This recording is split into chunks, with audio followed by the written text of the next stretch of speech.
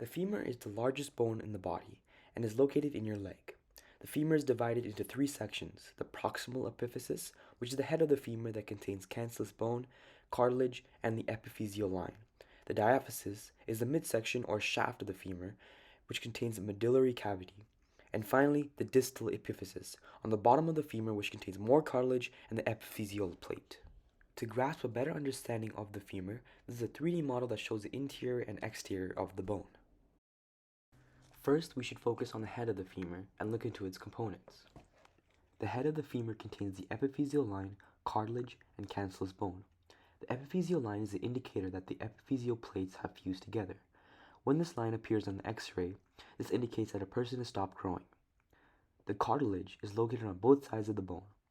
The function cartilage serves for the bone is smooth movement between the joints. Without cartilage, movement would be extremely painful. The cartilage has no blood supply or nerve endings. Finally, the cancellous bone. The cancellous bone is filled with bony fibers that provide support under stress that are called trabeculi. The cancellous bone is also called spongy bone, as like a light-weighted sponge, the cancellous bone provides light-weighted strength for the femur. Before I go towards the diaphysis, I wanted to go through the parts that almost cover the entire femur. The periosteum, compact bone, and the exterior layer of the bone known as the cortex are all found throughout the femur. The periosteum is the outer connective tissue that covers the entire length of the bone. It contains fibers that connect bone to other bone, as well as supplies blood to the femur.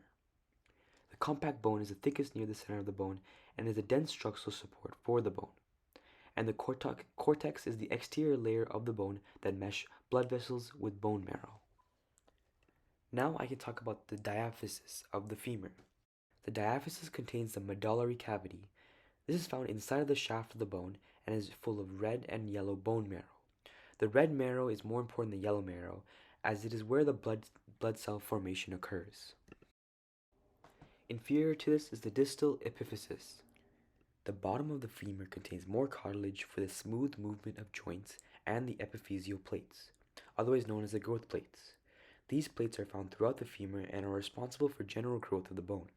These plates will remain until growth stops. With all these components of the femur mentioned, I hope you get a better understanding of the longest bone in our body.